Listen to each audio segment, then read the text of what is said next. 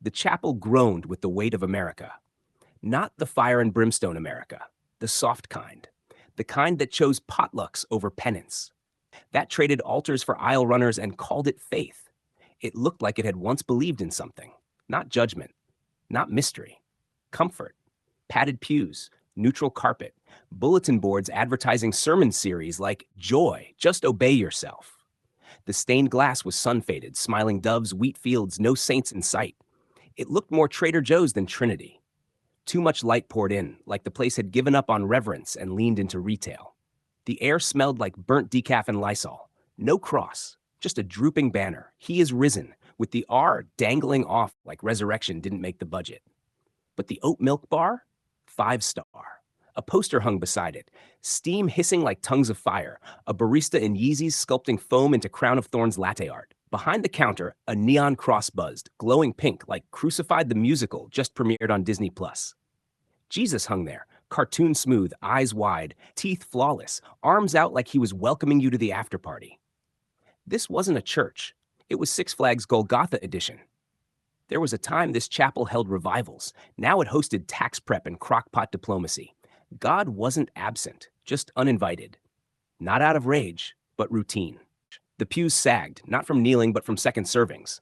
This wasn't blasphemy. It was convenience, the kind of chapel that didn't need God, because it had Walmart Plus and a gluten-free communion option. Dust hung in the air like unanswered prayers. Broken pews lay scattered across the sanctuary, cracked open like coffins in a forgotten rapture. A shattered stained glass window bled faint reds and blues onto the floor, color still trying to mean something. The old man stumbled through the aisle, robes torn, breath ragged. He moved like a relic that knew its time had passed, but refused to go quietly. One hand clutched his side, wet and warm. The other gripped something far more sacred. Behind him, the high windows pulsed with unnatural light. A low whine built in the distance, a sound not meant for church. Then came the thud, heavy, mechanical, inevitable. He didn't look back. Ahead, in the shadows of the altar, a figure emerged. Younger, yes, but hollow-eyed, sleep-starved, draped in the glow of screens and prophecy. His hands hovered like they'd forgotten how to hold something real. The old man collapsed to one knee before him. With shaking fingers, he produced a small object, black, plastic, insignificant. A USB. He rasped, voice paper thin. "This will begin to make things right." The younger figure stared, stunned. He didn't take it right away. "What is it?" he finally asked. "A file?"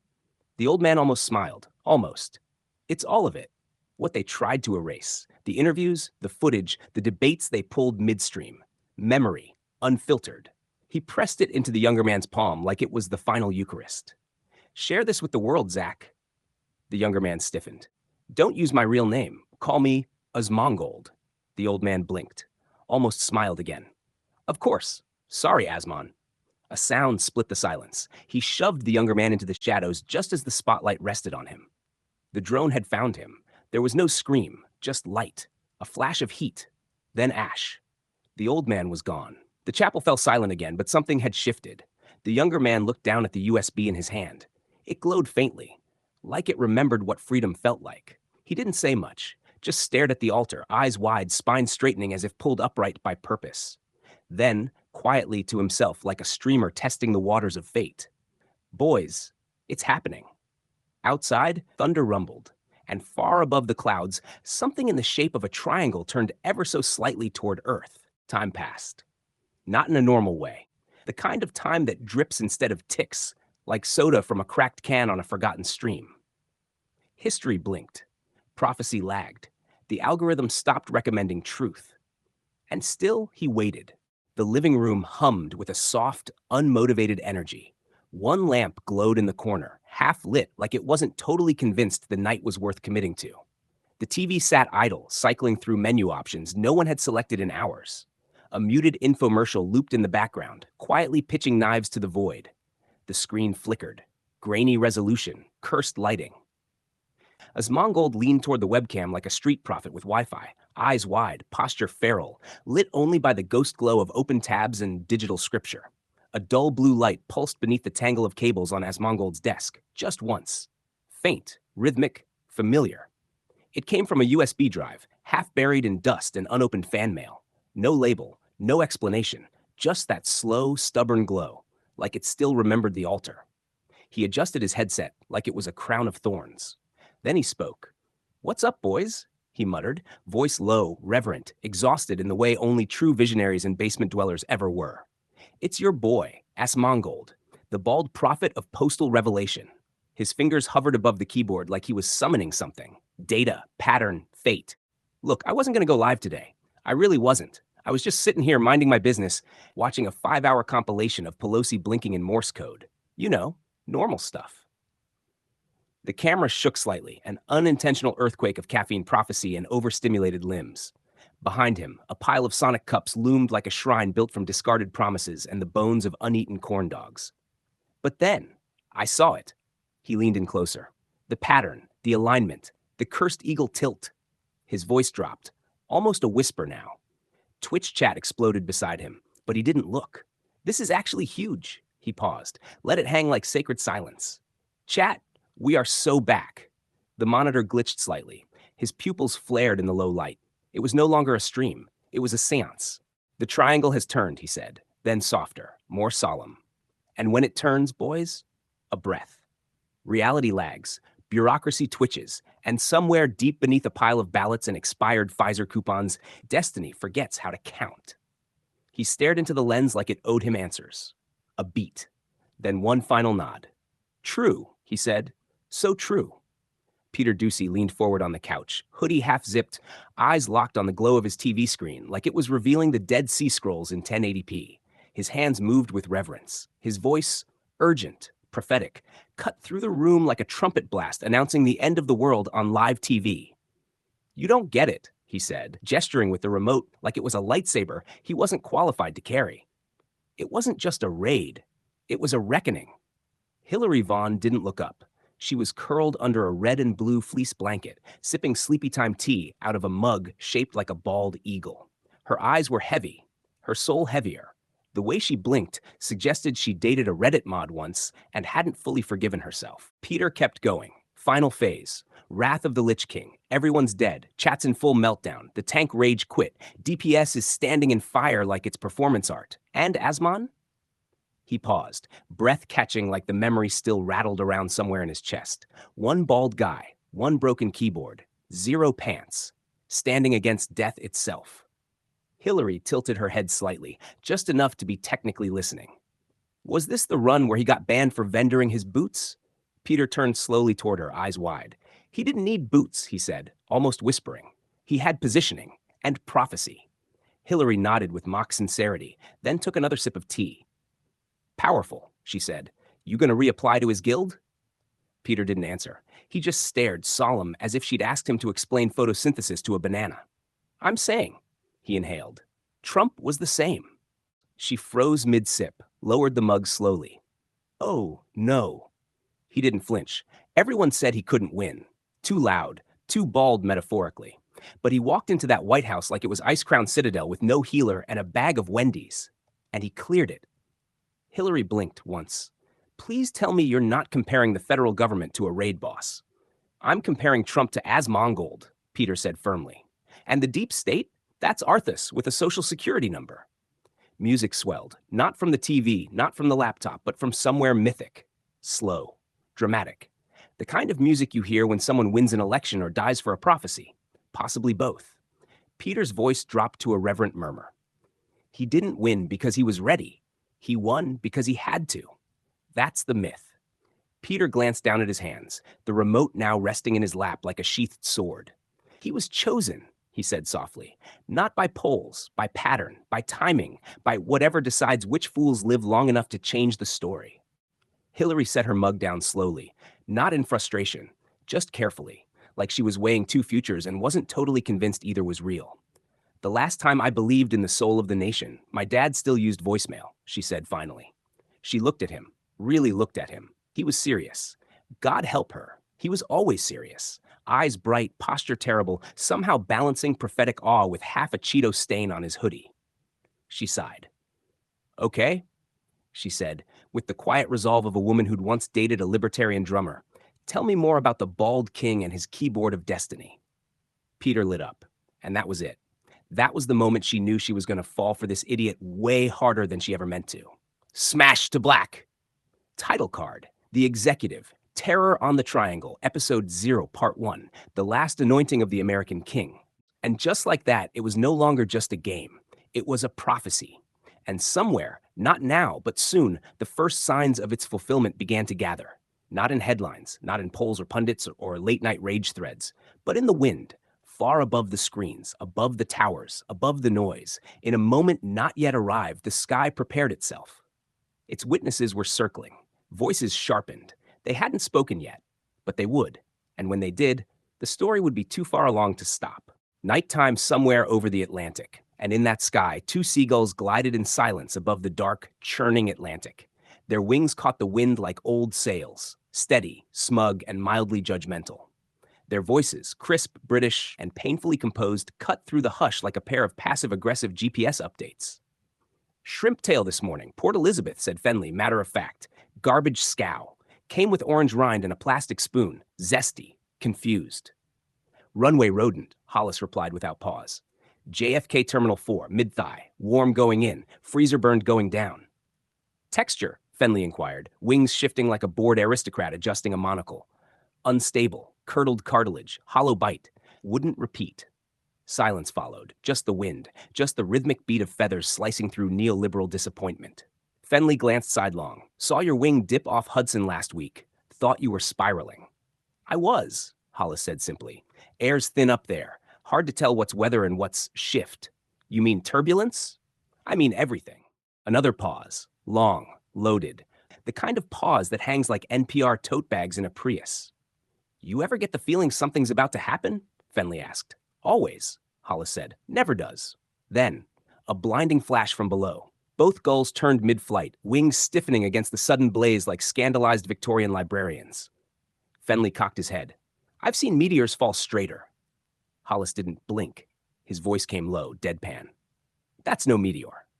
And then, through the shredded clouds, a fireball ripped the sky open like a gender reveal gone rogue. Debris spun outward, smoke trailed in long, curling ribbons like Pelosi's hair on a humid day. Falling steel. And at the center, a man, unconscious, suit perfect, spiraling downward from the heavens like a cursed comet auditioning for a Hallmark biopic. His hair never moved, his limbs spread wide, a crucifix against the storm. A halo of flame painted the clouds behind him like divine tax fraud. The seagulls hovered, stunned, watching. That is a man, Hollis said flatly. Possibly, Fenley offered. Is he on fire? Not yet. They banked slowly, gliding in a wide arc to track the figure as he fell. Slow, mythic, inevitable, like a PBS pledge drive that just won't quit. Should we report it? Fenley asked. To whom? A pause, longer than it needed to be. Fair. The clouds swallowed the light. The sky returned to darkness. They lost sight of the figure. Only the wind remained. Well, Hollis muttered. Well, Fenley echoed. They resumed gliding. I'll say this much, Hollis added. He wasn't falling like someone pushed. No? He was falling like someone who just realized gravity never voted for him. The two seagulls continued their silent path, wings steady. Below them, the ocean gave way to a jagged island, overgrown, mist-wrapped, shaped vaguely like a triangle cleaved in half at the bottom. A volcano glowed faintly through the mist, pulsing like an old wound beneath a sealed confession. It rose from the sea like a forgotten secret that couldn't keep its mouth shut. And the birds just kept flying. Far below, beneath the clouds and the trail of fire he left behind, the ocean held its breath. And something beneath it, something vast and dreaming, shifted. It didn't wake. Not yet. But it turned slowly, in a sleep so old the sea itself had forgotten the shape of it. It wasn't man-made. It wasn't named. It was just there, waiting, buried beneath layers of salt, time, and willful forgetting. A pulse thudded once against the ocean floor. Then again, slower, like a drumbeat muffled by centuries of denial. The gulls didn't notice, but the current did. And the current had begun to shift. You hear that? No. Exactly. The gulls kept flying, silent, distant, eternal, above the mist, above the noise, above the part of the world still pretending it was in control. But this moment hadn't happened yet. Not for him. It was circling ahead, like them, waiting for its cue, for the sky to open. Far away, and just a few days back on the other side of the narrative, a television was glowing. It wasn't playing the news, not the mainstream narrative. No, this was the real news. This was Twitch. Peter was still watching his favorite prophet, low res, slightly tilted, and unmistakably cursed. Asmongold leaned toward the camera like a conspiracy goblin mid-rebirth, eyes lit with a blend of divine panic and terminal internet exposure. His posture was half shaman, half sweaty legend, spine bowed beneath the weight of lore no mortal wiki could contain. The room behind him was dim, lit only by flickering monitors and the soft glow of a prophecy still buffering. He didn't blink. He was already mid-sermon. The triangle wasn't built by man, Asmon said, voice low and reverent. Some say Atlanteans, others say FEMA, but all agree. He paused, letting the moment rot for dramatic effect. It's watching. Peter Ducey sat cross-legged on the couch, a bowl of popcorn resting on his chest like battlefield armor for the InfoWars. His eyes were narrow, focused, hungry. He clutched the remote like it was a launch key for nuclear vindication. Next to him, Hillary Vaughn leaned into the couch cushions, half buried in one of Peter's oversized t-shirts, the one that read, "Let's go take a nap, Brandon." Her laptop glowed beside her, untouched for 20 minutes. She was half asleep, half annoyed, and fully regretting at least 3 of her last career moves. "If you say my instincts are flaring," she muttered, "I'm sleeping at Fox HQ." "I'm not saying that," Peter replied, deadly serious. He paused, dramatically. "I'm just saying there's a rhythm to things, and right now, it's jazz." He turned slightly toward her.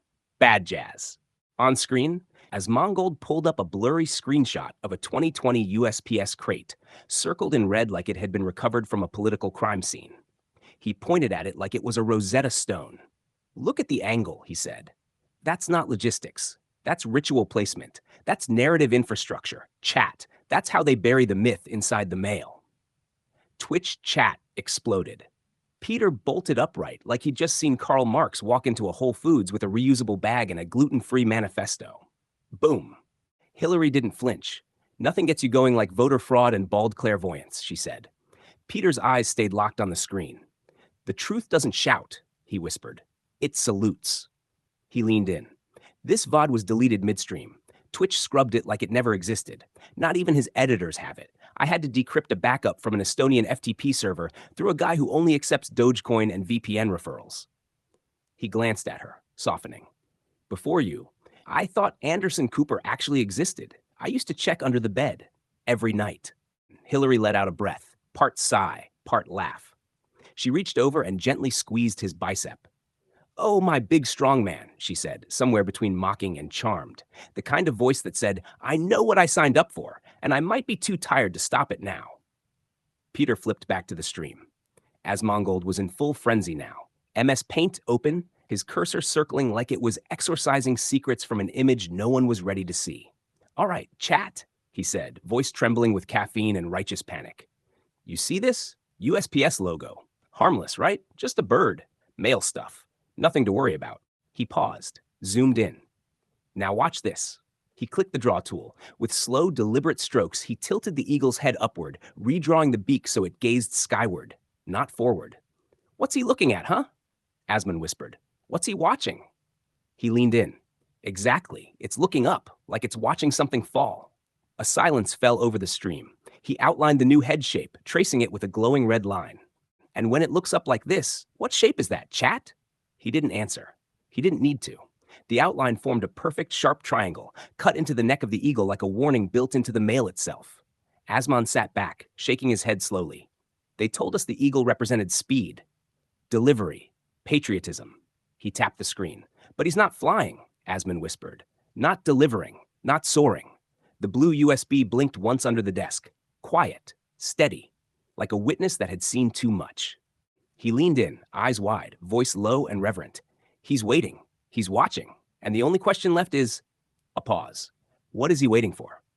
The chat froze. He didn't. His voice picked back up, steady, unraveling like scripture decoded in real time. "First the ballots," he said, "then the island." His cursor traced the triangle again, slow, deliberate. Now this. A single beat. He zoomed in further. The eagle's gaze now felt personal, as if it remembered something, as if it always knew. "You know what my dad always said," Peter began. "Hydrate? No. When the narrative collapses, go to the source."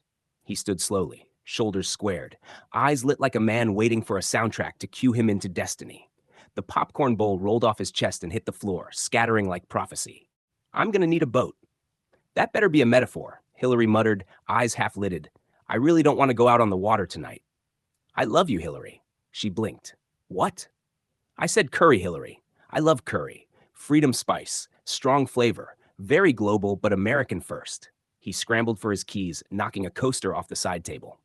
He paused at the door, sweating like a man who just found Rachel Maddow in his pantry reorganizing the spices by pronoun. Okay, bye. I love you. Sleep well. I'll text. Ah! And with that, he bolted. Like he'd just seen Hunter Biden outside the window with a hard drive and an NFT. The door slammed shut behind him. Hillary sat in silence, smirking. That man is definitely going to propose to me live while I'm covering the Dow Jones and Asmon's chat is spamming wife buff active. She turned back to the TV. On screen, Asmongold stared directly into the camera. They can mock the stream, they can nuke the VODs. But the patterns remain. The triangle doesn't ask permission. It just turns. Hillary sighed, picked a piece of popcorn from the couch and tossed it into her mouth. Perfect. The bald one's a prophet now. She pulled the blanket up to her chin and shook her head slowly. I told myself I'd never fall for a QAnon truther, and now here I am, dating an Asbaldanon. A rumble of distant thunder rolled in from the coast. On screen, the stream glitched. The eagle flared in MS Paint, colors warping. Hillary didn't notice. Not yet. She turned off the VOD and turned on the news, but she couldn't hear it. Not really. Minutes passed, but for her, it felt like an eternity. Hillary sat alone in the living room, lit only by the soft flicker of a TV that had long since stopped caring what it played. The news had blurred into background radiation. Poll numbers, pundits, panic. None of it touched her. Peter's hoodie slumped on the couch like a truce flag from a domestic Cold War.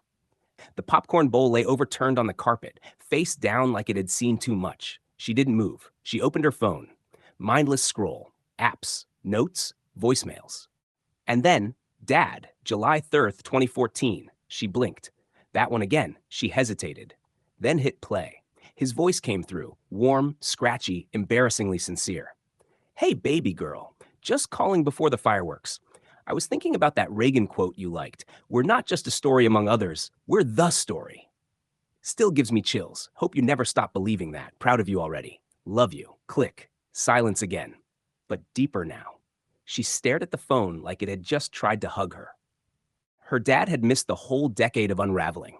No Trump, no Twitter, no voter drop boxes haunted by bad vibes and unpaid interns. He hadn't lived to see any of this. The chaos, the cynicism, the collapse of faith in everything he held sacred. He never knew what it felt like to report on an election where half the country thought democracy was haunted. But he'd believed, not in men, not in systems, but in the story. And for a little while, so had she. Her fingers curled tighter around the phone. A tear didn't fall, but it wanted to, and that was enough. She turned back to the real news. On screen, a jittery postal worker stood behind a podium, sweating through his collar. Behind him stood a crooked tower of mismarked crates and half-torn ballots, stacked like the Leaning Tower of Democracy held together with Scotch tape and shame. Philadelphia drop boxes remain under investigation. The reporter's voice echoed. The president claims votes vanished into thin air. Hillary sighed. Perfect. The mail's haunted now. To be continued. In the flicker of fluorescent betrayal and the hush of dead ballots, something shifted. A nation exhaled and heard nothing back. The corn dog cooled. The fog machine choked. Somewhere, a Sharpie dried red. The saints had fallen silent. The sinners had made peace with the algorithms. And the Republic? It stocked up on toilet paper, but forgot to pray. Now, the prophecy stirs. The basement bodies are still warm. The Costco resistance prepares, and far above the triangle, he breathes again. He is not gone. He is gathering. He is ghost and grievance, martyr and meme. He is the executive branch. And next time, he's not asking. This isn't folklore. This isn't myth. It's the American dream, taped together with receipts and repentance. This is the story your grandchildren will find in the ashes when they ask, who was Donald Trump and why did no one stop America from falling?